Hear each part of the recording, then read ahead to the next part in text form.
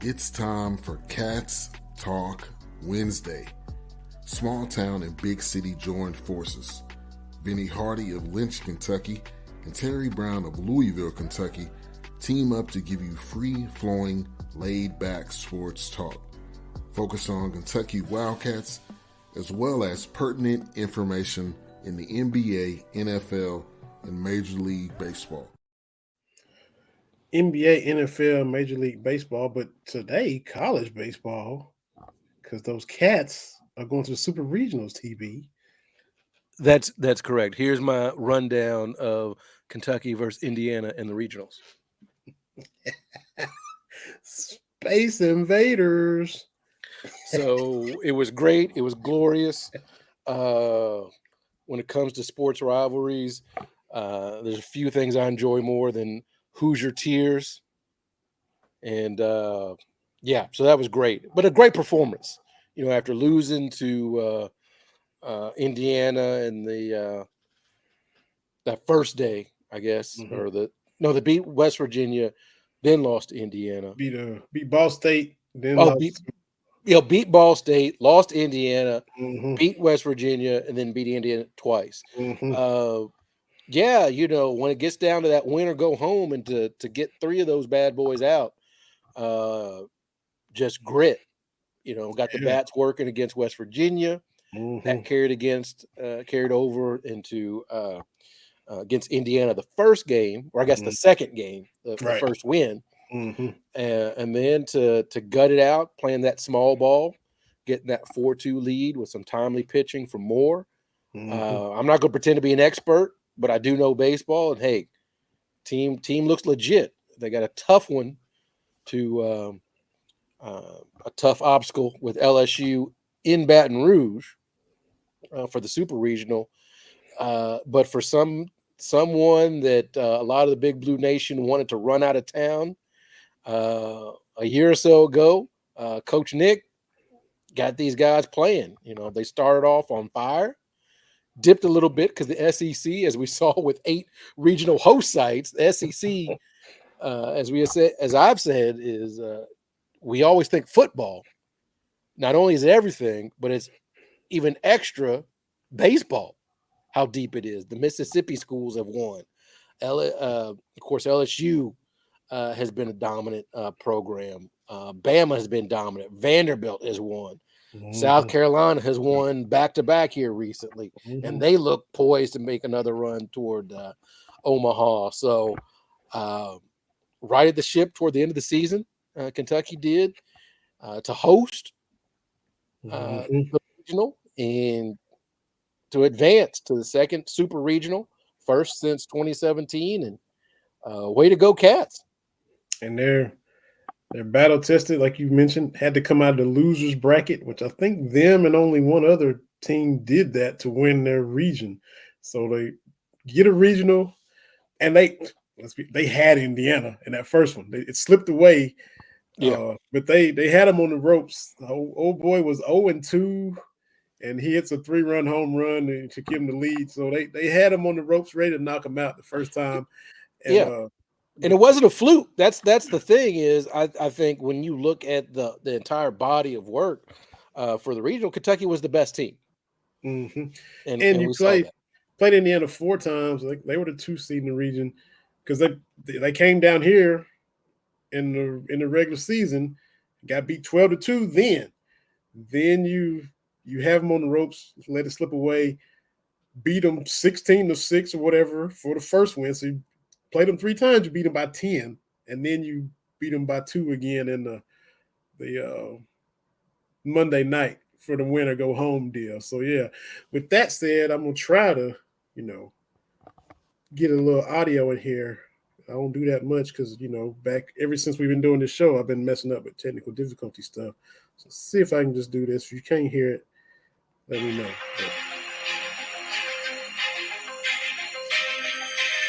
is the 2-1 from Moore. Swing and a high chop to second. Petrie backpedals, gloves, throws. A super performance by the Kentucky Wildcats this weekend in Lexington. And the Kentucky Wildcats are champions of the Lexington Regional. dugout. The dog pile is on between first and second base. There's gloves all over the field. The Kentucky Wildcats knock off the Indiana Hoosiers 4-2 and win the Lexington Regional. What an incredible result by this Kentucky team as they share hugs, high fives, and slowly and steadily unpile between first and second base. And Indiana wouldn't even shake hands. Friend of the show, Darren Hedrick, paint picture for everybody. Oh, yeah. And Keith Madison, a legend on the broadcast. Listening to those two guys was great. Like you said, Indiana went all 91 Pistons with it and wouldn't even shake hands. I'm so tired of that program. And now they don't want to play anymore. I'm so tired of that program as a, as a label, staff, and a crew. I'm so tired of Indiana. Like, okay, don't play Kentucky. I don't care. I really don't at this point in anything.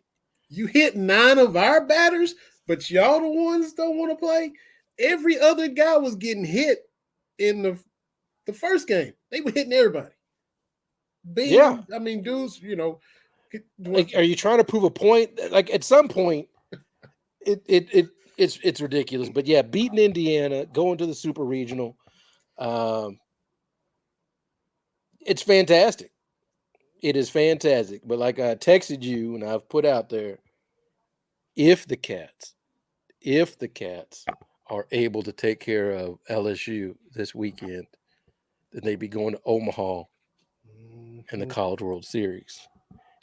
And Rosenblatt Stadium is right about 2 hours from where I am right now. So I've told the wife, like, I don't know if I'll stay the whole time. I was like, but I got to go see. If the Cats are there, I kind of have to be there. Because I wouldn't even need a place to, a hotel room. I can do that up and back. But I said, I feel like I got to, if they're going to if they make it to the College World Series, I gotta go. Didn't they build a new stadium out there? Yeah. And they still call it Rosenblatt? I believe so. Cool. I didn't realize y'all so close. I like geography, and I didn't realize that y'all like bordered Nebraska like that. I didn't realize it was that. Well, so when you look at the state of Iowa, right, it's a rectangle. Not quite as long as Tennessee, but it's more of a rectangle. Des Moines is right in the middle. So about 2.5 hours from the Mississippi River, then about 2 hours from Nebraska on the other side. Okay. So the good thing about Iowa, Des Moines in particular, is 2 hours to Omaha, about 2.5 to Kansas City, 3 to Minneapolis, like 4.5, 5-ish maybe to Chicago. Oh, that ain't bad. So it's close to a lot. And so that's why for our anniversary this year we're going to Minnesota, going to Minneapolis. And you're like, wow, that's a weird place. But the Niners are playing the Vikings that weekend, so we're going to go do a whole thing. Well, when your team's on Minnesota since you've been up there, had you been to Minneapolis since you've been up there yet? I have not been to Minneapolis. Oh man, and Kate went to the Minneapolis School of Art up there. So we're gonna do like a whole Prince thing and all this kind of stuff. She was there. She's our age. She was there when Prince would just show up at a club and and just do us, which boggles my mind. Yeah. That 90s Prince, you could be at some hole in the wall and he would just show up with his guitar. Yeah. Just be cheap. Can I rock for a second? And be like, what? Be at Cheapsides in Lexington and the equivalent of that, and he just walks in and sets up. Can you imagine going to open mic night? Hold on, you can't go on yet. We got Prince. And they'll be like, I gotta follow Prince. It reminds me of Jason Sudeikis that had to do his SNL audition. I forget where he said he was, but Lorne Michaels, all these SNL people coming to see him and a bunch of other people. and Chris Rock comes on. It does like 10 minutes. He's like, "Oh, my bad." It's like that first Vince Carter dunk. Like, man, what? Like, oh man, yeah, man. Like, I guess. Mm. Like, with the thing about that Vince Carter dunk, I couldn't tell you who else was in the contest that year. I have no idea. Stackhouse went right after him, and in any other year, that dunk would have had us jumping off our couch. And I literally yawned after because I was like, well, it's hard to follow, bro. It's a tough room this year, man. You know. Yeah, when I see the clips and I'm like, who came in second? Like, I mean, I know we don't always remember who comes in second at these things, but I couldn't tell you anybody else in that competition because that's how powerful it was. But because Rex Chapman came in second in like 91, Sean Kemp is coming second, Aaron Gordon is coming second. We remember second if they show out and just barely lose. We remember that, but I can't remember who came second offense. I'm with you. The thing is with the dunk contest, you got to have a game plan, right? It depends on the format. The old format, your third dunk had to be the dunk. Mm-hmm. The problem was Sean Kemp would give you a 50, and then it would trail down to So his first dunk, you'd be like, "Whoa!" Yeah, and then so all you gotta do is just get out of the first round. Mm-hmm. In the old days, Sean would do too much too soon, right? Because it just seems ridiculous.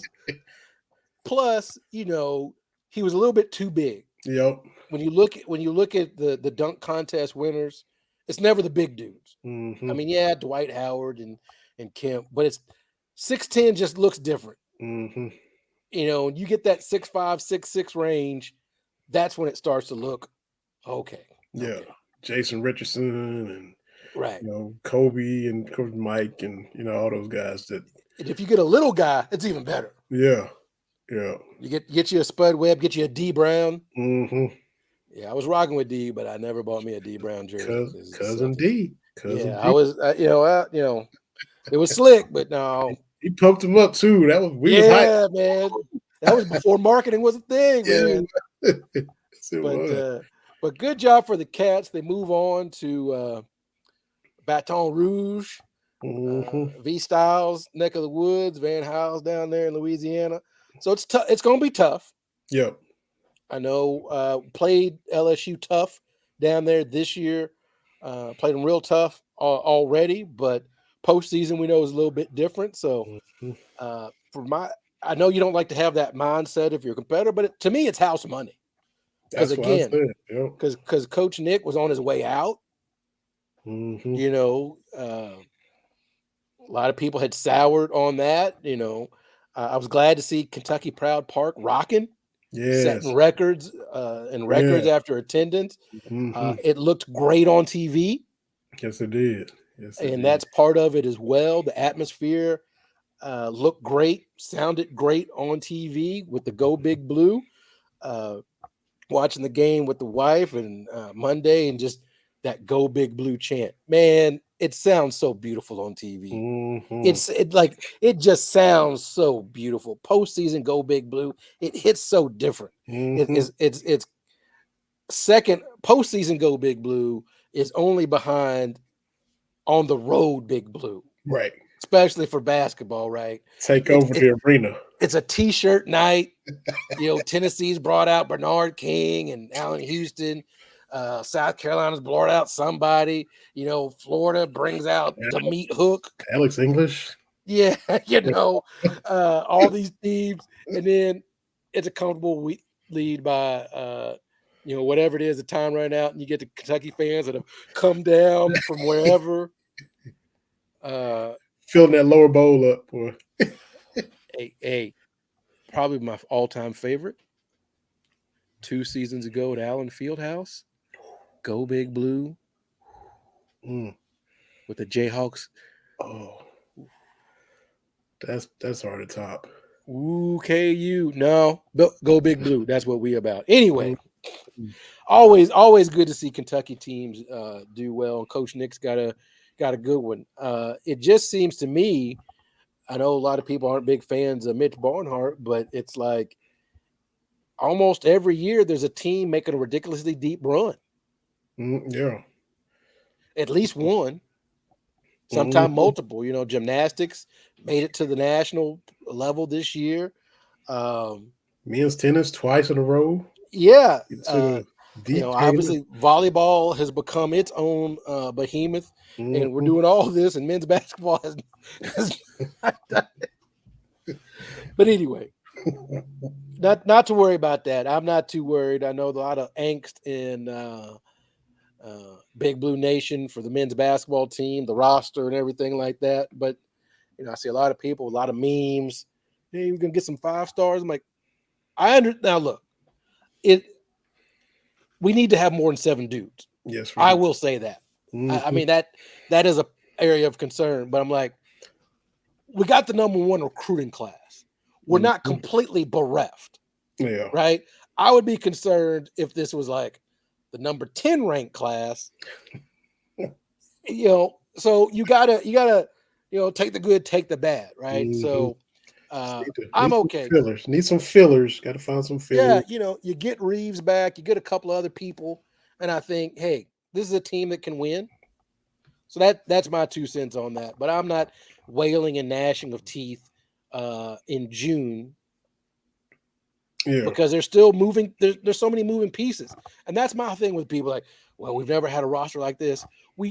These are unprecedented times. Whoa! If we had the Pee Wee's Playhouse chair with a light, ding, ding, ding, ding, would have lit up. Everybody's. I look. It would make everybody feel better if we had our 10 or 12 dudes. Yes, but they move on and worry about something else. If that was the case, and that's the thing too. People are going to do what makes them miserable. I've explained that to my wife, and she's finally understood it. People love to be miserable and complain about something. Particularly when it comes to sports. We 2 or 3 deep in their position. Well, NIL might ruin the chemistry, or we can't. Who's gonna come in and fill KT Turner's spot? Cal still having it would be something. Still need to hire an assistant coach. Well, and so this is the whole thing that gets me with that. Even if we were too deep with 5 stars, I don't understand. I need people to explain to me how the platoon has a negative name. I'm like, the team went 38-1. How is that a failure? You need to explain that to me. Like, I'm pretty sure Cal's not going to do it again because that, but still, for fans, how is the platoon negative? My one little criticism is that he kind of whittles his rotation down sometimes too tight for me. I'm like, you got depth and more talent. I'm like, use it and come at them in waves. I mean, right. That's what it's there for, and it's motivation. If I'm sucking, then TB, you coming in, I'm going to have to go sit on the bench and I might not play again because. And that's what Patino did in 96, right? Yeah. You look at some of those box scores, and probably outside of your man, Tony Delk, a lot of people had some minutes get pulled back, right? Mm-hmm. If you ain't doing it, we got somebody that can. Yep. And that's the thing, too, is that 2015 team, we weren't even platooning by the time the tournament rolled around. Mm-hmm. But anyway, yeah, people going to find something. So I'm going to enjoy my summer. That's why I don't mess with baseball too much, because I'm going to enjoy my summer. Because the baseball folks that be living and dying after every pitch, good Lord, that feels miserable. That pitch was outside, and they're tweeting about it. Oh, man, bro, it's game 56. You still got 100 more of these. What are you doing? That sounds miserable. Now, I did do that Monday. There was one pitch I thought I said, where was that at? I did, but this was win or go home against Indiana in the Super Regional. Is different. I was like, where was that? And then he grounded out the next play or something like that. Then it worked itself out. But I was like, where was that pitch at? But man, these people that follow these major league teams and every single pitch, that feels miserable to me. But to each their own. Yeah, I keep up with my Braves. I keep up with the standings. I retweet when they win, but I'm not every single pitch. No. But. Yeah, that sounds like, because look, even if your team is good and they go 162 games, that is 2 months worth of being miserable. I can't live like that. Yeah. That's what I forget who it was. But every year, you're gonna win 60, you're gonna lose 60, and it's those 40 in the middle that determines your season. That's basically the 27 Yankees still lost however many games, So right. I mean, and yeah, and so that's where I am on that. Flip it over real quick though, like you mentioned, 60 some games. We don't have a dog in the fight, but Coach Lawson, of course, has a strong contending softball team every year. This Oklahoma softball team is playing Florida State for the championship. Juggernaut, man. 51 wins in a row. I mean, you run into teams that might be just hitting out of their mind that day or pitching out of their mind. It's easy to drop a game. You would think, oh, we just didn't have it that day. 51 in a row is ridiculous. And there's softball people who follow this that have seen the UCLAs and the Arizona States and the Jenny Finch and the Monica Abbotts and all. People that really know this game are like, Oklahoma's doing some generational stuff. I'm like, if y'all are saying that and y'all watch every pitch, I mean, that is unbelievable. And Florida State, I yield to the experts. Florida State ain't no joke, but good luck if you can beat Oklahoma twice this series. That's what everybody's pretty much saying. It's crazy. Yeah, because they caught Stanford, on the bottom, bottom of the ninth or bottom of the seventh, whatever. This team's is a juggernaut, man. It's like a machine, like Albert Pujols. I'm not a machine. I'm Albert. They're machines, man. It's crazy. But so that'd be interesting to see. I mean, I'll even kind of glance at it. And to me, though, when we were growing up, we heard nothing about college baseball. Not even on SportsCenter. Not even College World Series time in the 90s. I don't think. I mean, I kept up with it because I played baseball in high school, so I like college baseball. But it would just kind of show up. The College World Series would just kind of show up on ESPN out of nowhere. I don't know if I'm pretty sure the regionals weren't on TV, and maybe not even the super regionals. But I do remember, the Cal State Fullertons and some of that way back when. There's nothing like the ping off a metal bat, right? Because the old Rosenblatt, when the wind was blowing out, man, I've seen people check swing, that ball's gone 400 feet. Like that Midwest wind. That's ridiculous. That is ridiculous. Taking it right out. But yeah, like you say, you show up in this College World Series time and they're 41-12. I have no idea about anything. And they just throw them out there. Here's your championship. But now, you got the SEC network and, you can catch the cats. And the coverage has kind of increasingly gotten better and better through the years. But look, college baseball back in the day just was stuffed in the back of the closet. And like everything else. I mean, men's basketball and football, and then everything else was just kind of extra. So that's the best part of when we got the ESPN2, right? It started off with all the lumberjack games and all that Australian rules football, all that weird stuff. And then it became, hey, here's, the MAAC.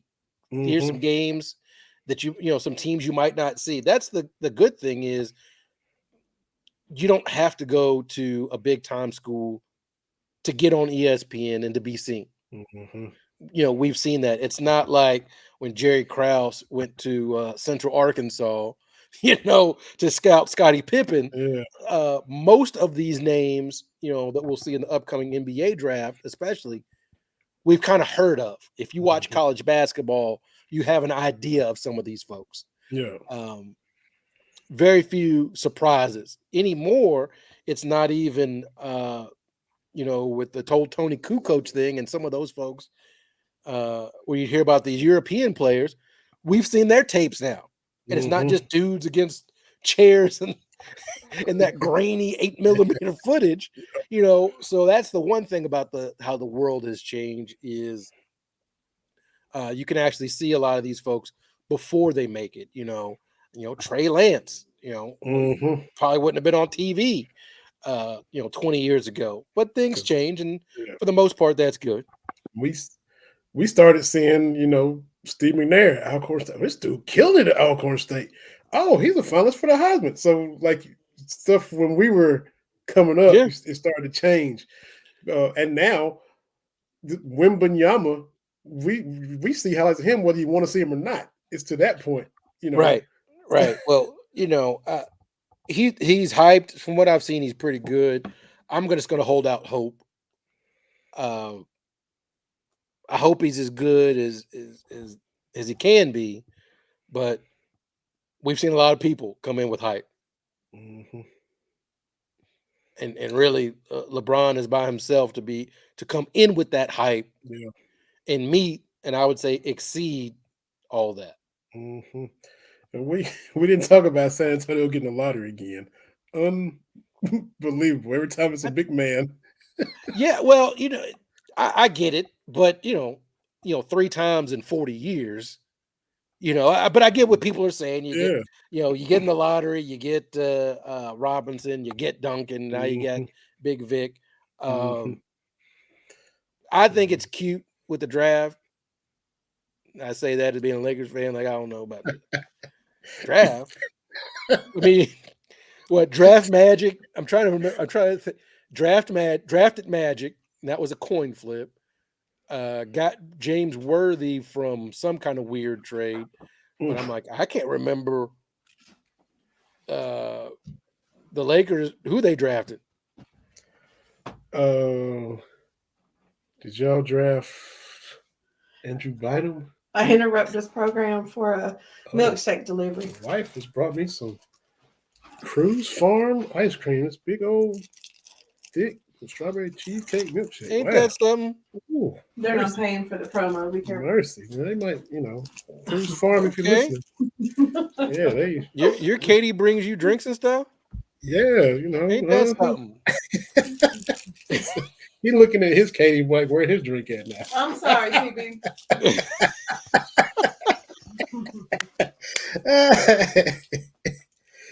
Oh, mercy. Yes. Yes. Drafted Bynum, maybe. I think. Yeah. But Lamar Odom, did y'all draft him? No, he came in the Shaq trade. Wow, okay.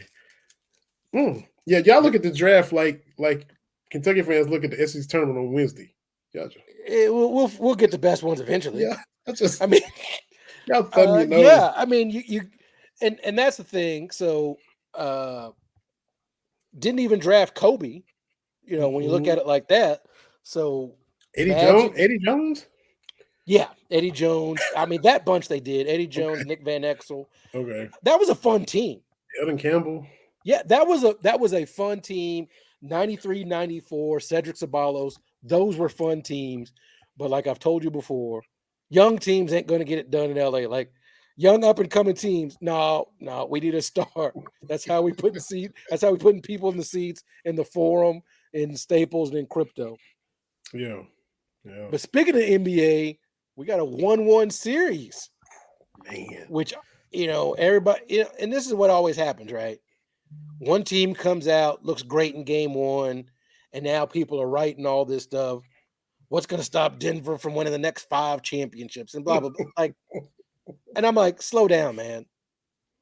A lot of stuff can happen. You were 2 years removed from Giannis winning 4 or 5 straight, right? Stuff happens. Mm-hmm. I know Joker looks dominant, but the league catches up pretty quick. Yep. And so that's my whole concern. And so now Miami, who's really undermanned, when you got Cody Zeller getting finals minutes against Jokic, you know what? We'll just see what happens. We'll just go with it. Because I'm sure I don't know every nickel of their salary, but Michael Porter, is he up to get a new deal? Are they gonna be able to keep these role players? And all this depth is gonna want to get paid, especially if they win it all. Well, yeah, and I think they got a lot of people sign, but still,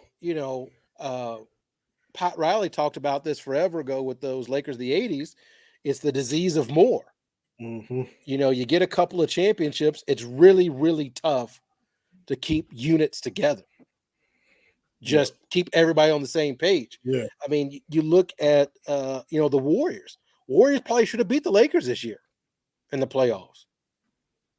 But Jordan Poole in that whole thing, hey, man, that chemistry is just a delicate thing, and it's not arbitrary. Like there's no way to figure it out except to do it. Yeah. And he didn't, he had a terrible playoffs. Like you said, keeping everybody on the same page as far as their role and where they are on the cog of the machine. And then, as we talked about many times, the wear and tear of playing to June, all that extra games and mileage and the rigors of that, and keeping the chemistry is, it's hard to maintain everything, hard to juggle all that. Right. Deep playoff runs add wear and tear. We talk about his age, but he's added about 2 extra full seasons going to the finals as much as he has. Mm-hmm. He had 30-some thousand playoff minutes, was it?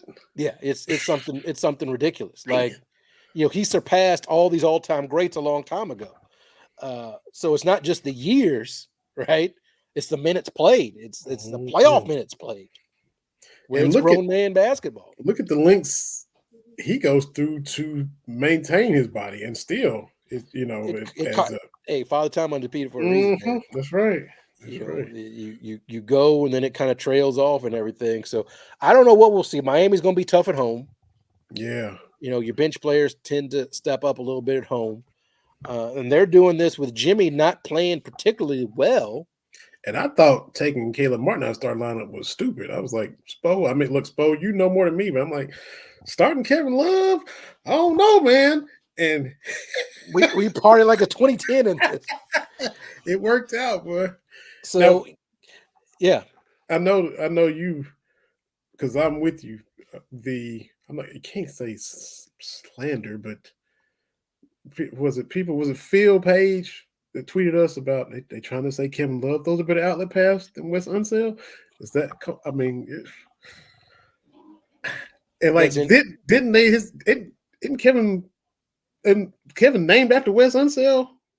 Yeah, it's Kevin Wesley Love, I think, isn't it? That should tell you how they feel. He got to the Hall of Fame, and he's one of those dudes. If you look at Wes's numbers, I mean, he was Finals MVP with like 9 points, 15 rebounds, something like that. And it's one of those things because Nick Wright tried that. Like, look at all these MVPs. That's why you can't just number watch. Mm-hmm. You can't just, and that's what I hate about what basketball has become. The discussions are all agenda driven. Mm-hmm. And I think it was, Nick Wright put out a tweet. If the Heat win in 6 and Jokic puts up these numbers, then this. What are we doing? We have to stop hypothesizing about what could happen and talk about what is happening.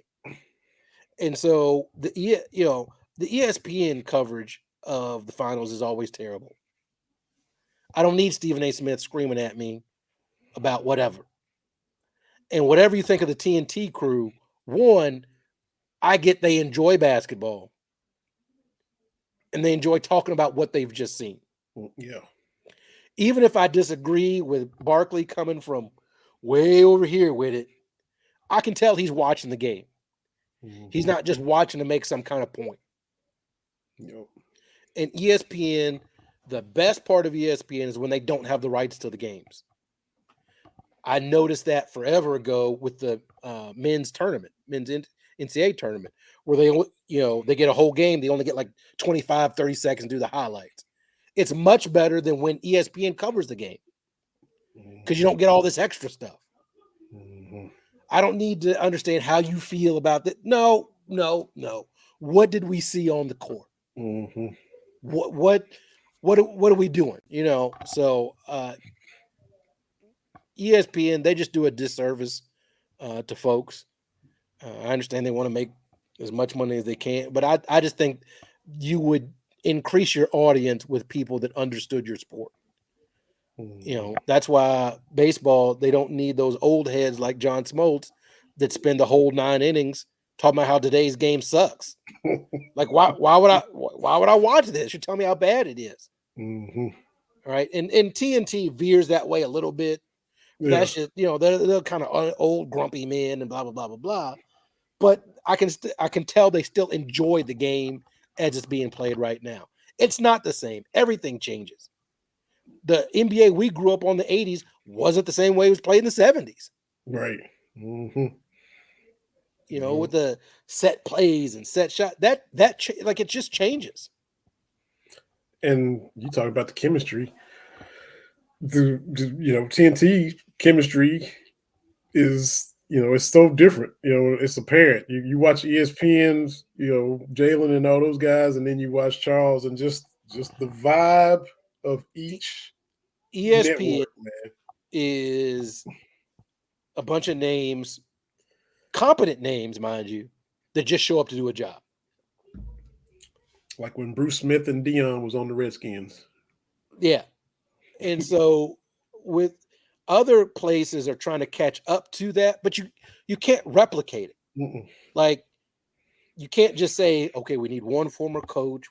That's not how it works, right? It's like looking at ESPN's game day versus you look at what they're trying to do with Fox, with Urban Meyer and all. Like, it just doesn't work. Yeah.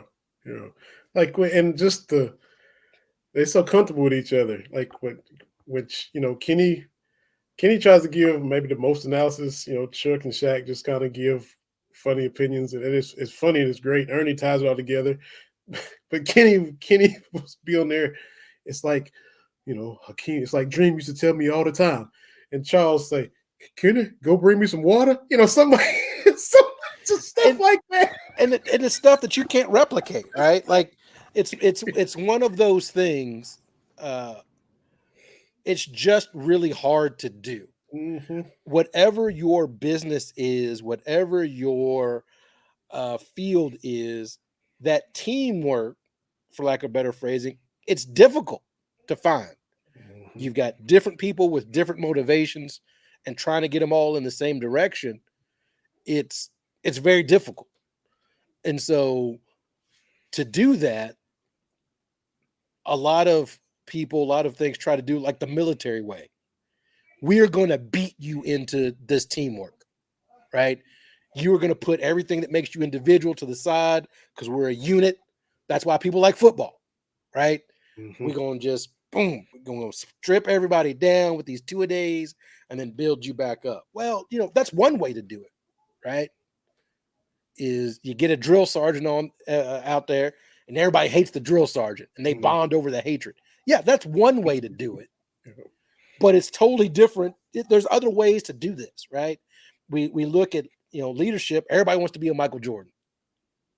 Well, you can do that if you are in the category of the best. Like, but ain't nobody else gonna be hollering at me like that, right? So what works for some players just doesn't work for others. Mm-hmm. You look at Kobe, you look at Tim Duncan, 2 all-time greats.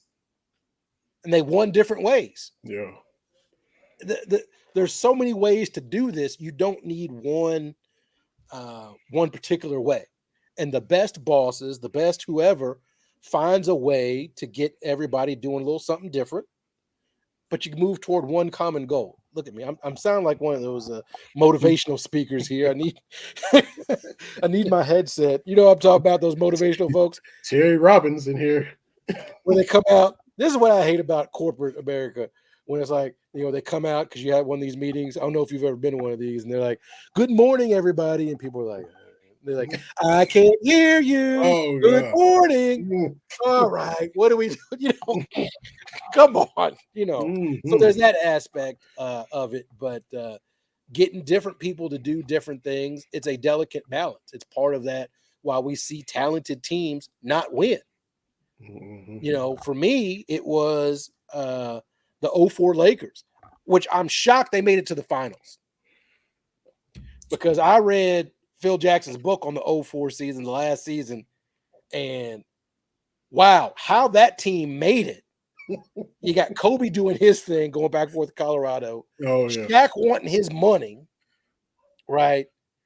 Gary Payton, like, I'm just trying to get a ring, right? Like, and then Karl Malone being Karl Malone. Man. And you're like, how did they even get that far, right? Like, you know, because Peyton comes in and Derek Fisher's role gets minimized a little bit. And, you know, so there's a lot of these moving pieces. It's just not, it's like when we talk about with Kentucky's roster, you can't just add, okay, shooting guard, small forward. Like, there's more to it than that, because we have seen Kentucky teams that clearly have chemistry issues. Yeah. You know, that team turmoil, that I think there was a fist fight on the team plane. That ain't great. You know, that's not fantastic. You know, you don't have to get along, but that's not good.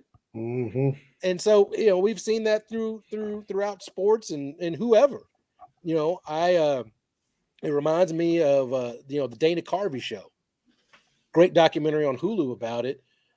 And you look at, you know, Dana Carvey from Saturday Night Live. I'm assuming that you know, even though you don't watch it. I do. I know his name. I can even picture. I can even see his face right now. I believe so. But Dana Carvey left Saturday Night Live, and ABC said, "You're getting a primetime show." Gave him a show.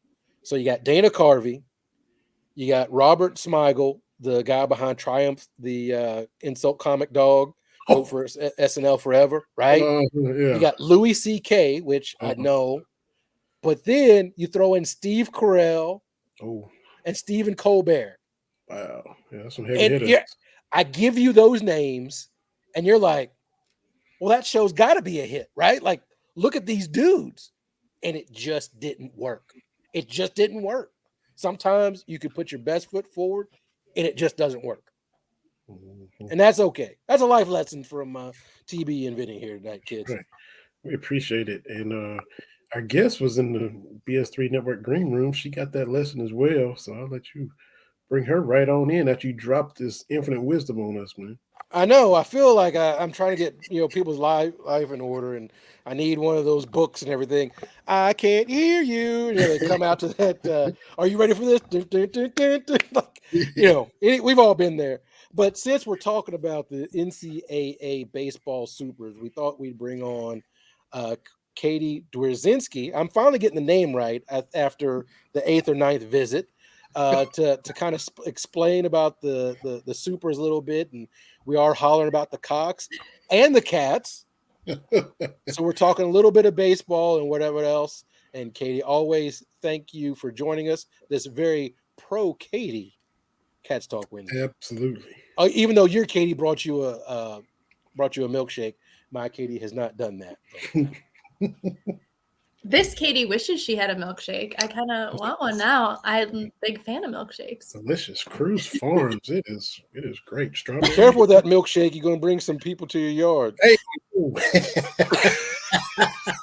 I've been working on that one today. Well played. Well played. But Katie, the Gamecocks are back in the supers, and I know we kind of touched base forever ago. Didn't look like this was going to happen. They were having a little bit of issues and everything, but they're able to get right back on track. So how did that happen? The guys who were injured stopped being injured. So that was a big help. That helps. We lost several really key players. Like, basically our whole infield at one point was hurt, and our catcher was playing like first or third base. Like, guys were having to play out of position.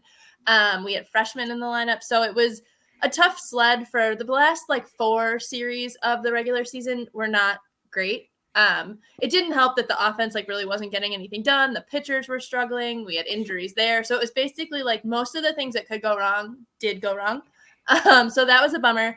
Fortunately, they had played really well the rest of the season, which I think helped at the end in terms of like getting to host in the regionals, and just knowing that they had, if the key pieces came back, they had a good chance to get back to where they were. So guys did manage to get back for the regionals. One of our players had been out for most of the season. His arm was broken by a pitch, like in one of the first series of the year. So he missed most of the regular season. He's back now.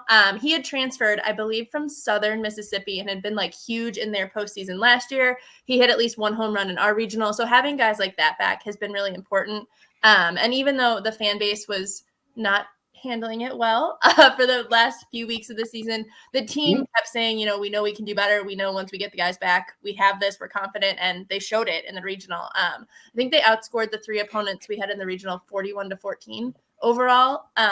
The first game was like 19-1. And then I think 6-3 was the second one. And then the third one was a little bit, not quite 19-1, but a little bit farther apart than 6-3 also. So they had 3 solid wins, pretty much everything that needed to go right did.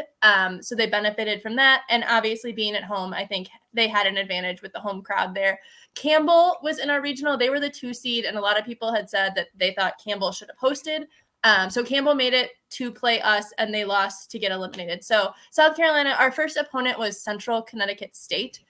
So that competition is maybe a little bit different than the SEC competition they'd been seeing for most of the season. But you also obviously want to blow out a lesser opponent. No offense to Central Connecticut State. And they did that. So I think they got everything together. But now our super regional is against Florida at Florida. So it will be a lot different than playing Central Connecticut State at home. So you had a little kerfluffle with hosting Campbell like we did, Vinny, because there's a lot of stuff going on in Lexington this past weekend. So everybody that came to Lexington had to stay in the dorms, and Indiana fans and West Virginia fans weren't very happy. But I got to agree with our man Matt Jones. Win more games. That's how you do that. Or join the SEC. That's how you don't like it, do something about it. That's right. That's right. And the SEC already has 2 teams guaranteed to be in the College World Series because that's how the SEC rolls. Because you have, as you mentioned, the aforementioned Cox, South Carolina is playing Florida, Kentucky's playing LSU. So that's you already got 2 teams in the College World Series before the first pitch of Super Regionals even start. The ACC, we got Duke and Virginia, but that's the only interconference deal. We got 2 sitting here because it just means more, y'all. We know that. Did Clemson make it? Does Clemson in a Super Regional? No. Tennessee beat them, unfortunately. Clemson got bounced from their own regional. Oh, well, that's joyful for you. Now, I will say South Carolina has also been bounced from their own regional before, so I know that that's tough. But this year, since we didn't, I can make fun of Clemson for losing. Clemson had been really hot. To Clemson's credit, they really came on like midway to later in the season. They had won like 16 games straight. They were really doing great. But then they didn't win their own regional and are not any longer in the postseason. Did Charlotte put them out? Mm-hmm. The 49ers, TB. South Carolina also lost to Charlotte during the regular season. Charlotte was pretty good. South Carolina, it was also during our rough stretch. But Charlotte, yes, they did send Clemson home from Clemson's own regional. So you're saying the only reason we swept y'all is because it was during y'all's rough stretch. That's what it sounds like you're saying. That's what it sounds like you're saying. The only reason we got swept in Lexington because we were going through our rough stretch. I'm not trying to put words in your mouth, Katie, because we love you. I'm just saying. Well, we weren't playing our best baseball at that point. Hey, look, I ain't gonna mess with you. I talk about it, during our low point when we lose against South Carolina in men's hoops. So turnabout is more than fair play. Oh, we were due. We owed them because they've been whooping us in everything. I mean, that's right. That's women's right. basketball, football, men's basketball. They came to Rupp Arena with that team. I mean, and beat us. And that game was never close. Oh my God! I never thought we were going to win. I know. So it balances its stuff. Out. Exactly. We got a little justice. I guess I can let you guys have one. Just the one. We'll take it. But super regionals. Now, South Carolina, they were back-to-back College World Series champs. How long ago has that been? I've been saying 10 years, but I don't. Yeah, they won in 2010 and 2011, and then they made it to the finals of the College World Series in 2012, but they lost. Wow. That's like 96 to 98 for us in basketball. Get to 3 and win 2. That's impressive. Yeah, I'm really offended because people keep talking about how that was 25 years ago, and I'm like, well, the math needs to stop on that. South Carolina won the College World Series my junior and senior year of college, which is really upsetting to think about that. Because I'm like, oh, yeah, we just won. And I'm like, no, we didn't just win. You just getting started. It's going to continue to, like Terry wants that math to stop. The math's not going to stop for you either, Katie. You're going to be like, it was just 20 years. Oh, 20 years ago they won it. They're going to bring out a bunch of these old people talking about this championship. They're like, look at these old people. It hits.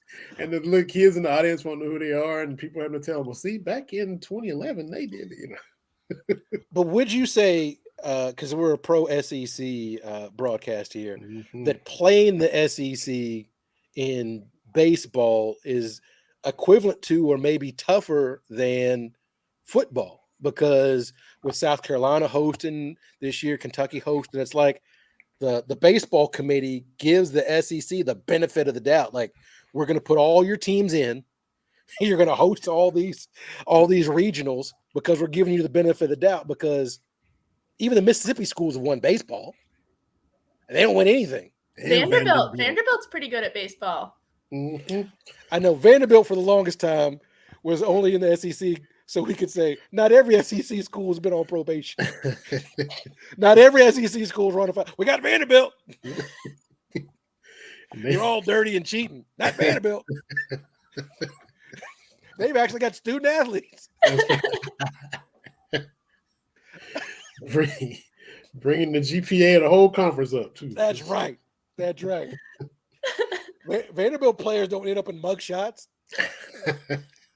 Anyway, but seriously, though, baby, playing the SEC, you've got that grind, because even Kentucky this year started out, 27-3 or something like that, Vinny. Then you start playing the SEC and lost our first game of the year to Elon, though, and everybody's like, oh, God, here we go. Right, but you're playing well. Then you got to play in conference, and, man, if you can get to 500 in the conference, you're doing something. Yeah, and I mean, I think even the bottom SEC teams are a lot better than the top teams in some other conferences. I don't pay a ton of attention to a lot of the other conferences. I will say Northwestern, my other school, won 10 games all season playing in the Big Ten. And they were like, they didn't win a game for probably the first month. They had a horrible record. And they weren't I don't think Big Ten competition is what SEC competition is. So to look at how far different those things are, and like Northwestern, South Carolina played Northwestern, I think, a few years ago. And actually, I think Northwestern beat us. But generally speaking, I think the competition is just on such a different level. And I think there are other conferences too. The ACC is pretty good. Some conferences in warmer weather climates, I feel like automatically have an advantage because they can go outside. Whereas it's hard up in the Northeast if it's snowing when the season is already 2 months into it. It is a little more challenging and you have to go on the road more. So I think there is a benefit of just being where you can be outside in March and it's 75 degrees and you can play on your field and have home field advantage.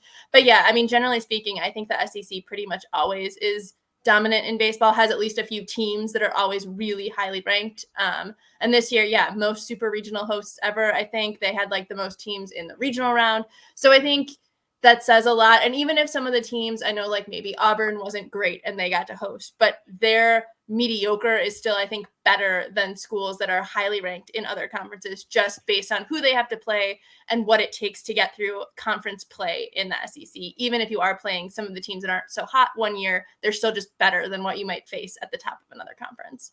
Right, and we've had former Kentucky baseball coach Keith Madison on a few times, Vinny, talk about the difficulty of Kentucky being the northernmost SEC schools and how that's kind of played into Kentucky, kind of being behind the eight ball. Florida, they're outside year round, and while it doesn't get Big Ten cold in Kentucky, it's not Florida either. Yeah, exactly. And which is why in football, we still wish they would come north in November. Florida needs to come to Lexington in November because, everybody has to go down there and play in the heat. But Florida never, they play Kentucky and Tennessee in October. They never have to get any cold weather, and that, I don't really think that's right. But so going back to Vanderbilt and the SEC, Vanderbilt didn't make it. You talked about Clemson not winning their region. Vanderbilt didn't win their region, and it was a surprise. Oregon went to Nashville and beat. Whoa. TCU, I think, went to Arkansas and knocked Arkansas out. I mean, they beat the hell out of Arkansas. Sure did. I mean, woo, pig suey. And now, the Indiana State won their regional, but is going to go to TCU because the Special Olympics and everything that was happening on their campus. So cool of them to still be like, okay, we're gonna go on the road because we already have these, commitments, and they didn't, make us think like, hey, we want it, move the Special Olympics. No. So that was, tip your hat to Larry Bird's alma mater, TV. You forced me to give a Boston Celtics legend some credit. I said it right there for you. I just dropped that. Way to go, Indiana State. Go Sycamore. See? Yeah. So looking ahead, the Gamecocks, are they going to be like Warren Buffett and head to Omaha? Well, you guys know that I always think we're going to win every game. So, yes, we're going to – I mean, season started and I was like, oh, College World Series, we're winning it. And then we were undefeated for a long time. So I was like, great, they got the memo. We're winning it. This is good. And then obviously the rest of the season happened and it took a turn and they went from being ranked like third to being unranked. But now, since they seem to have momentum back on their side and injured players back, hopefully that will carry over and they can beat Florida. They have had a little bit of a problem this year at South Carolina of like one good game and then one less good game.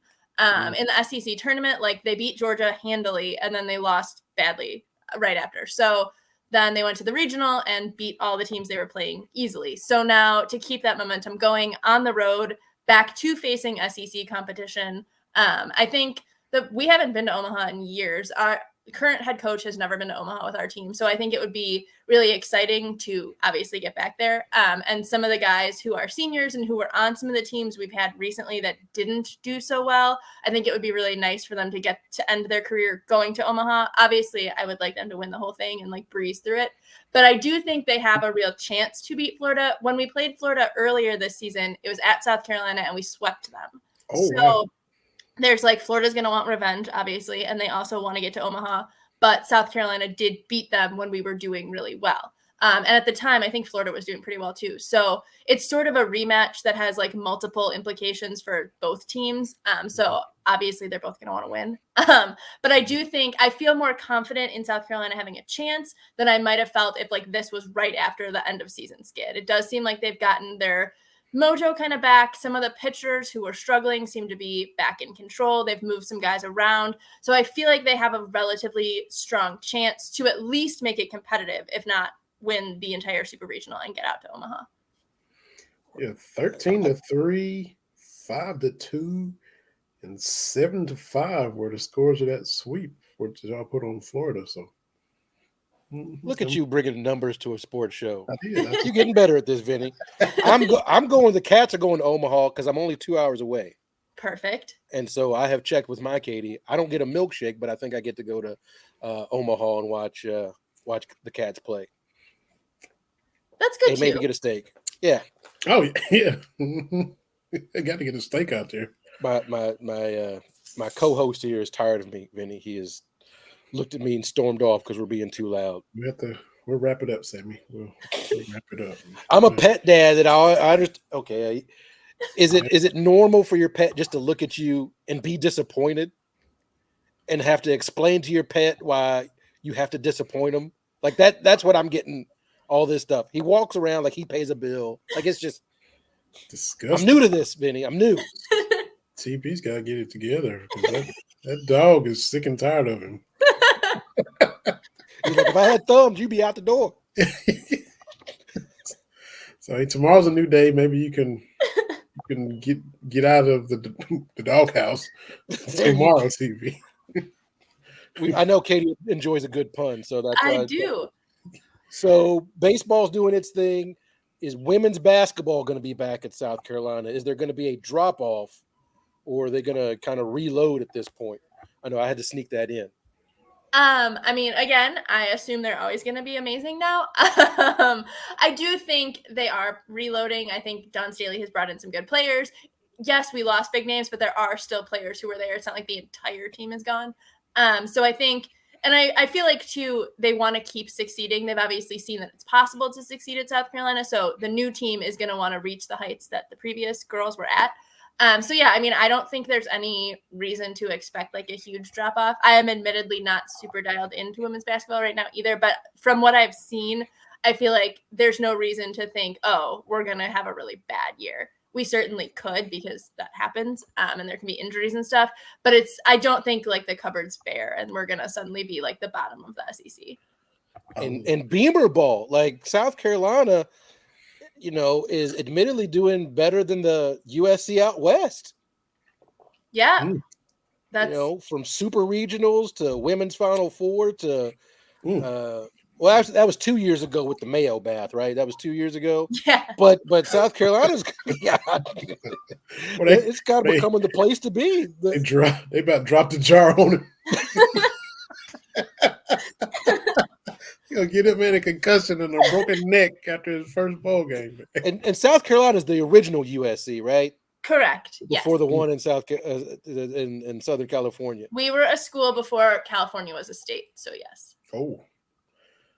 Put that in your pipe. We were first. California. Does it count? Because South Carolina was like, we with you, then we not with you, then we come back. Technically, in 1801, there was a college. Well, and it was first called South Carolina College. It was not technically called the University of South Carolina initially, but we claim the year. We claim we were first. That was a Civil War joke for you. It sure was.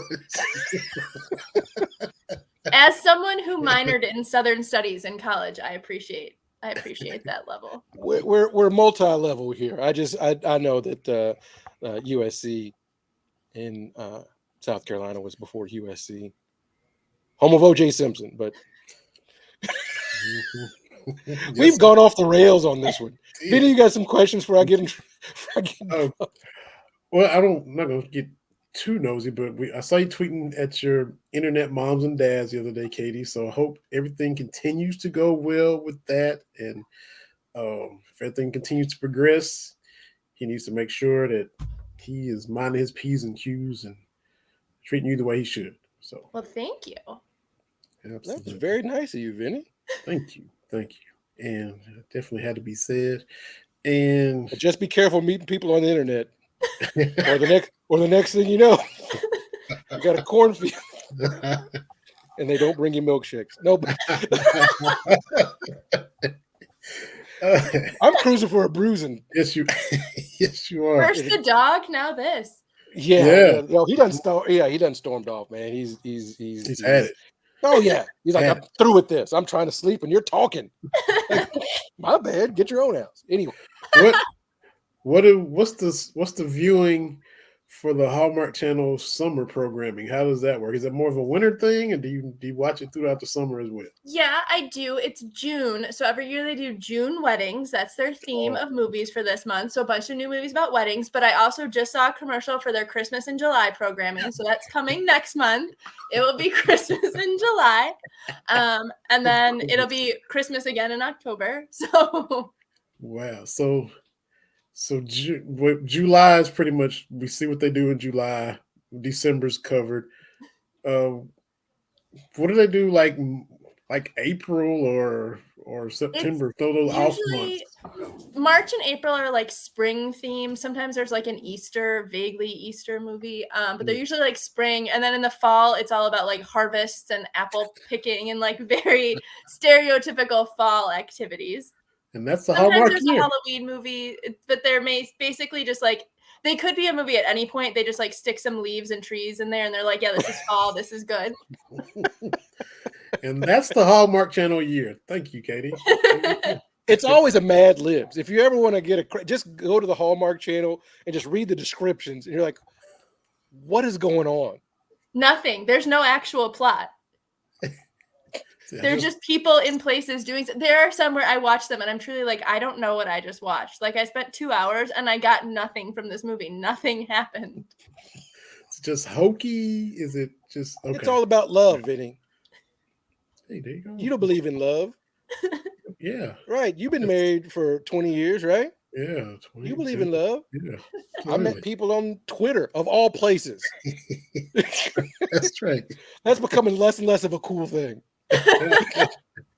I'm gonna tell people we met on Twitter and be like, "Are y'all Nazis?" No, I'm not. This is the old Twitter. Before that. This is before that dude. Before. It was a cesspool, but it wasn't quite racist and homophobic as it is. It was a different kind of cesspool. Yeah. It was a different twist. That's right. Unbelievable. Y'all are something else. But hey, y'all did it, and hey, it always goes off the rail. Again, pro Katie. So with the Gamecocks in Gainesville, you will be tweeting and covering at Garnet and Black Attack. It's not maroon, it's Garnet. It's Garnet. That's right. And when do y'all play? Mr. Big Spur? Mr. Big Spur, the mascot? Or am I making that up? Big Spur. We play Friday night and Saturday afternoon, and then Sunday is game 3 if needed. Okay. So y'all get started a little bit before we do. So Friday. Are we Saturday? Saturday at 3. Okay. Well, I'm watching because hey, I'm only 2 hours from Omaha. I'll be like Peyton Manning, Omaha. If the Cats make it. That's right. It could be the Cats and the Cocks in Omaha. It could. South Carolina played Florida in the College World Series. The second year we won it, 2011. We beat Florida in the finals to win the College World Series. And that's happened a lot. Like I saw somebody, like I think I was telling you, Vinny, that Dari Nokwa, am I saying that right? Mm-hmm. On does a lot of ESP, the SEC network stuff, and he was talking about the SEC teams and the regionals, and somebody tweeted him like SEC's overrated, and he was like they've won like 4 or 5 straight or whatever it is, and then like this SEC team beat this SEC team to win. Like, what are you talking about? Like, what? Anyway, I'm very pro SEC, Vinny. Me too. We had Alabama LSU for the national championship in football a few times, and like South Carolina beating Florida. So that's past 10, 12 years. You guys are very familiar with each other in the postseason, regionals and World Series. So I try to tune in and see what y'all are doing Friday night and bring us good luck. Absolutely. I'll try my best. I'm all SEC, but if you can beat Florida, that would be great. Yeah, exactly. We'll do our best. SEC, we all a family, right? But there's some parts of the family I want nothing to do with. No offense. I'm not a big fan of the Mississippi schools for various reasons, but Florida's on that list. Tennessee is on that list. Arkansas. I saw a thing from Saturday down south, and they tweeted out, and I'll just ask y'all, if you had to root for another SEC team besides the one that you root for, who would it be? Who would you pull for? Like if I had to become like a fan of that other team, right? Yeah, if you had to another fan of because I will root for another SEC team if it furthers my interest in my succession voice.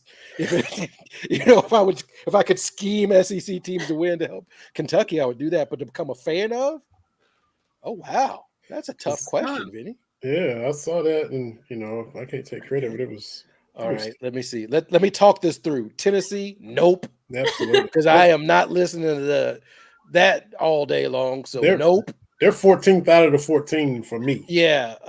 Missouri, nope. They're not even for real SEC. Texas A&M, nope. Them people weird with the 12th man and all that. That's weird. LSU maybe because of the food. So let's put LSU to the side. Okay. Arkansas, nope. Not because of pig suey. Nope, that's out. The Mississippi schools, nope. Auburn, here it is. No. Mm-mm. Bama, no. Florida, no. Maybe Georgia because they got Uga and I'm a dog guy now. So maybe Georgia. Maybe South Carolina because I would take a page out of Katie D's book and holler about some cocks. I just tagged y'all in it, so yeah. I think that would be something. But yeah, that's a short list, man. I don't have a problem with Auburn. Went there, they were nice, the fans were nice. good food. Got me Toomer's lemonade, and went down there. And Kentucky actually won with Randall Cobb, so they do that thing with the toilet paper. I was expecting that, but Kentucky won. Randall Cobb went off that day, and I was like, I'm coming down here, and didn't even get to see him roll it. So, before the game, they are like, "Hey, welcome to Auburn. Glad y'all are here." So I didn't meet any obnoxious Auburn fans. I don't have any ill will towards Auburn. Tennessee, no. Vanderbilt, no. Texas A&M, they're just weird. So I can't know. It's a weird vibe down in A&M, man. They dress up like army people, and it's a cult. It is. I've not heard anybody say anything really good about Texas A&M. That poor little collie dog, the mascot's got to sit there and endure it. The collie didn't do nothing. It's just mind its own business. And now they drag him into having to be there, and he don't want to be there. I might go with Auburn right now. I don't have a problem with Auburn. I have a problem with Auburn because they beat us in the one SEC title game we got to because Cam Newton was there and not suspended. So I hate Auburn forever. I will say we beat Auburn for the first time in forever, and I was really obnoxious about it. I have a strange number of Auburn mutual followers on Twitter who are all lovely, but I was like, "Oh, your team is a bunch of losers. Look, you just lost."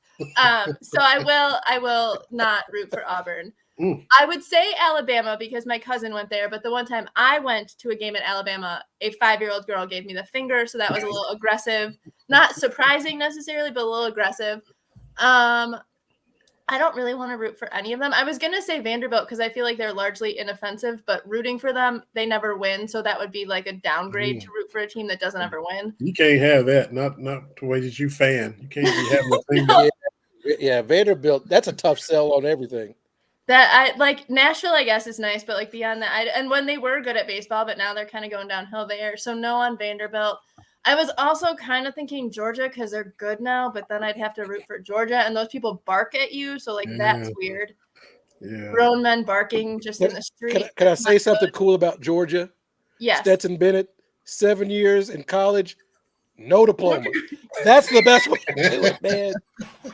7 years of college, no diploma, win some championships. That is the life. That is fantastic. That is my new king. I'm just here to play some ball. Yeah. Perfect. I love it. People are like, oh, that's a waste. That's not a waste. That's what college is about, man. He won a title. He went for what he needed. Yeah, 2. Yeah. But maybe Georgia and South Carolina. Maybe I will take out the SEC West. I'm not going anybody in the West, and then not Vandy. Definitely not Florida. No, I can't. Not Tennessee. You have to wear that ugly orange. No. And like Sandra Bullock in The Blind Side, I will not wear that gaudy orange. That's right. Much like Clemson, you just can't. No one needs that much orange. It's too much. That's an interesting. Like, if you could not root for your own team, who in your conference would you root for? Yeah, I thought it was an interesting little question they threw out there. Summertime, you got me thinking. Summertime, nothing else going on. Just that's what they did. They threw it out there, and a lot of responses, and a lot of people I ain't woo pig suing. Maybe LSU because of the food. Yeah, but then you got to listen to a bunch of people sound like the Water Boy.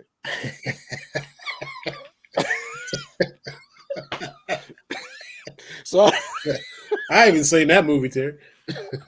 How have you not seen that movie? No, I said I've even seen that one. Oh, okay. Okay, Vinny does not watch any movies. Neither do I. He's watching about the Hallmark movies, and I'm like, well, there's this thing called Captain America. He's like, do what? Like I'm dropping out. I know that exists, but I have never seen any sort of superhero movie. So my knowledge is very limited, other than knowing they exist. Seen a few. I got a long way to go. But so get y'all. Maybe I watch too many movies. That's entirely possible. But so we're just balancing each other out right now. There we go. Got TV on one end of the seesaw, and me and Katie on the other, and we balancing it out. Life's all about balance. I'm turning my motivational speaker again. No, I'm not going to do that. But Katie, we won't keep you. Always fun. This is probably what 8th or 9th time. I don't even. Once we reach 5, we stop keeping track. But again, we're a very pro Katie podcast, and we had to have you on to talk about the super regionals because we're newbies. This is only Kentucky's second ever super regional. Wow. First one since 2017. I know.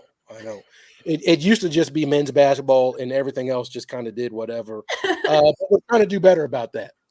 And I don't mean any disrespect. I know we had lots of coaches work hard, lots of players work hard, but essentially it was men's basketball and whatever else. So we're trying to become a more well-rounded athletic department, right, Vinny? Yes, we are. We're trying to stabilize things and be consistent across the board, if you will. And as we're doing that, men's basketball's falling off. It's about balance. Again, if everyone else is going to get good, that's true. Someone had to get bad. There you go. But it's always fun.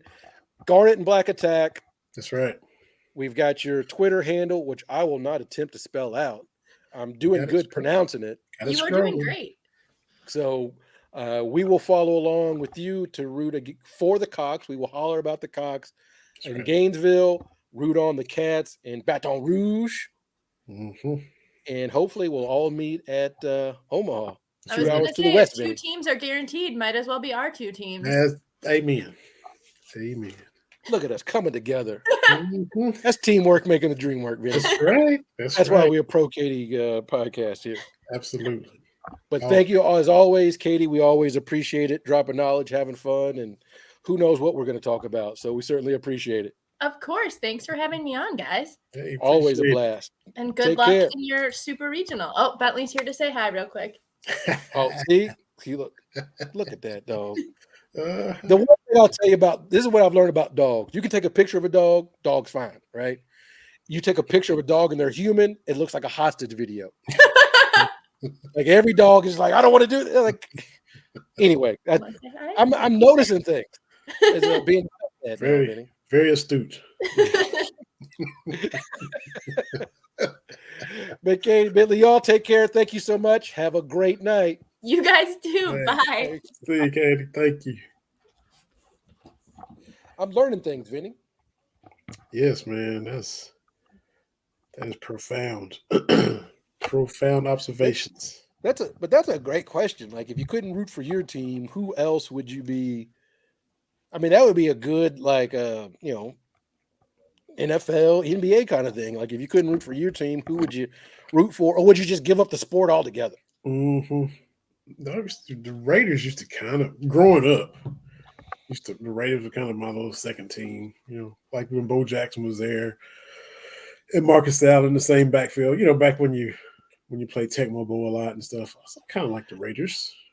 I rock with the Raiders because they were in the Bay, black when the silver and black. And of course, once Tim Brown became that dude, and I could go buy Tim Brown jerseys off the rack.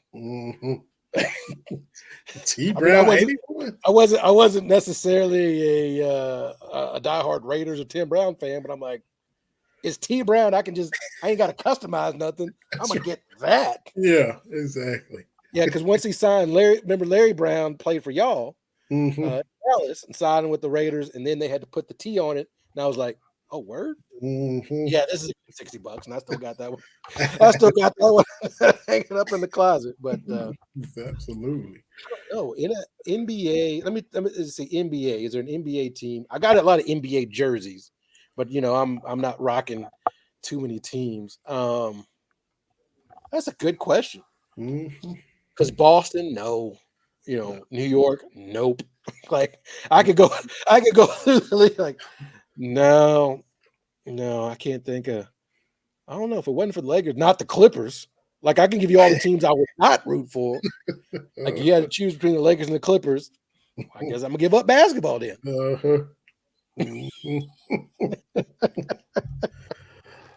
And maybe I don't know if it's a silver and black. That as a kid, I kind of used to like the Spurs a little bit. Now this was back when this was pre-94 before the Neek trade happened. I was like, I like the Spurs a little bit. Maybe it was just a silver and black for them, like it was with the Raiders. I don't know. Do you follow George Foster on Twitter? He played at Georgia. But the funny thing is, between him, you, and there's this generation of Hawks fans, and I forget, I don't know when it was, but some kind of way he was tweeting about, the Hawks and Dominique, and all Hawks fans of a certain age be like, November 94, I was out. Like that's they know that date. They know that pain. Like, absolutely. I'm out. That's when Bomani Jones just gave up being a fan of anything. Like I'm over.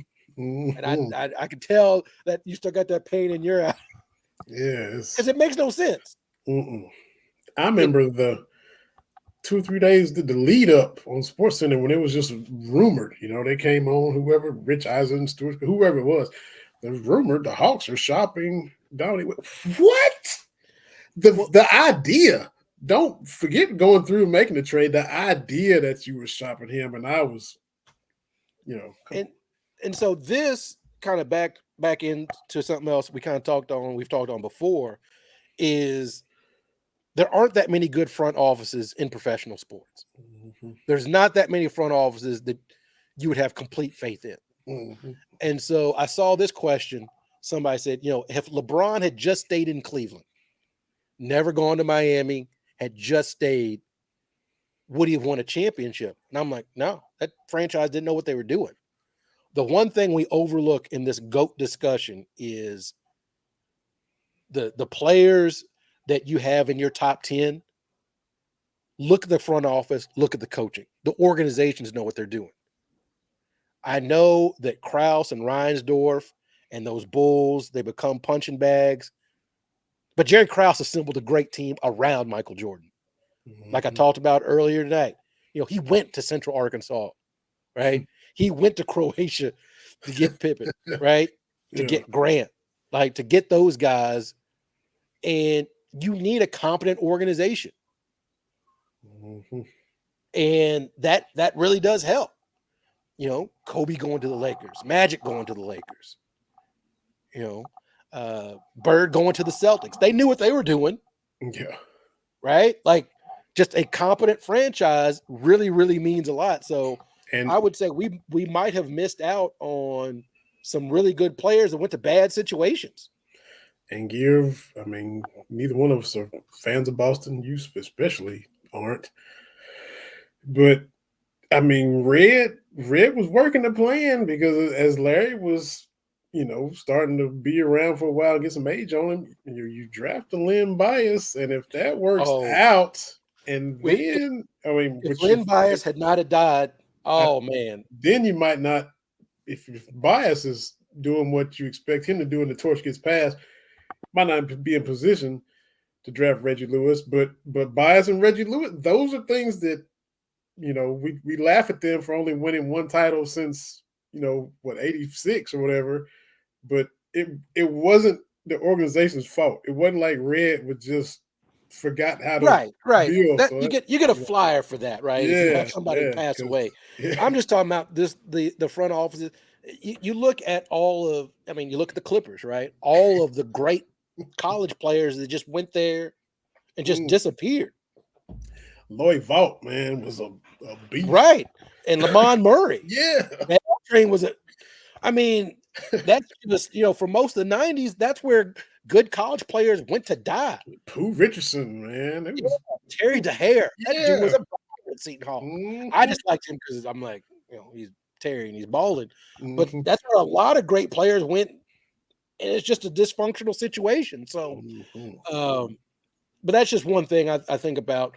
When you look at all the greats and they found themselves in really good situations. So I know we like to bag on LeBron for, team hopping, but there's a chance he's probably sitting on no championships if he stayed in Cleveland.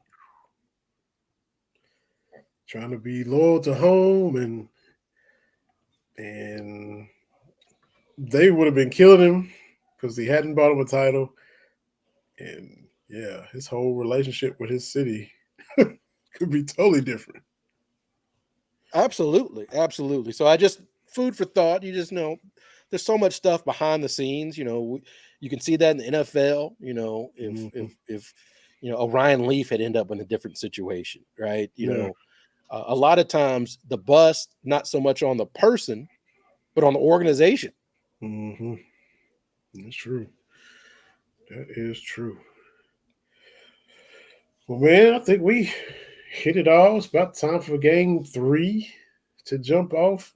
And that's one thing for some reason, I don't remember, which they got game 4 Friday. There's been finals games on Fridays, but just that didn't, to me, it didn't seem like there's been a lot on Fridays, but I guess there had. I just don't remember them.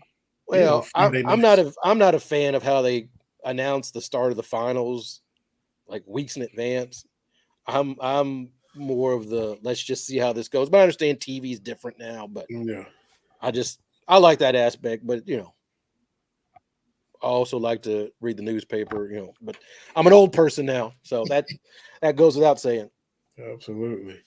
I caught a little bit of that Bill Walton 30 for 30 last night, and he was, Jamal Wilkes was talking about, they tried to make him the Great White Hope, and Bill didn't want that, and I don't want that. I don't want it. And he learned about his black teammates, how different it was from how his growing up was, the tough upbringings they had, and and he said I learned by traveling with them and being in the locker room with them and just being around them every day. And it just showed a clip of the bus. They were riding the bus from the arena to wherever, and now everybody's on their phone, but 2 or 3 guys was reading the newspaper because that's all you had back then. The dude was sitting there on the bus with the paper full out, and that's how it used to be, man. Yeah, absolutely. Let's go watch game 3. Yes, I think the Heat may get it, man. They might. They flipped the script the other night, man, and to win in Denver. Joker, right? Joker's the Joker, but a Jamal and Bam. Mm-hmm. Yeah, and Bam did his thing in game 2. So if he consistently does that, like you said, the heartbeat of their defense and then being aggressive offensively for the whole game. I know Joker had 41, but Bam was looking to score. Bam was attacking the rim. Bam was finishing. So if he does that consistently, they'd already got home court now. Miami's got the home court. Oh, we'll see. We shall see. So, man, another fun one, TB. Yeah, absolutely. We're going to have some fun. I'm going to watch this game tonight, relax, and get ready for the Super Regionals and see if I need to make some plans for Omaha. A quick trip across the state line there and see what it's talking about over there. Might just happen. Hopefully that'll be the case.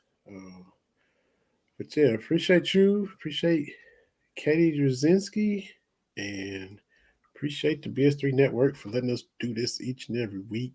And y'all watch it on the Roku or YouTube or wherever you like, or listen wherever you like. And we appreciate it and be back next week, man.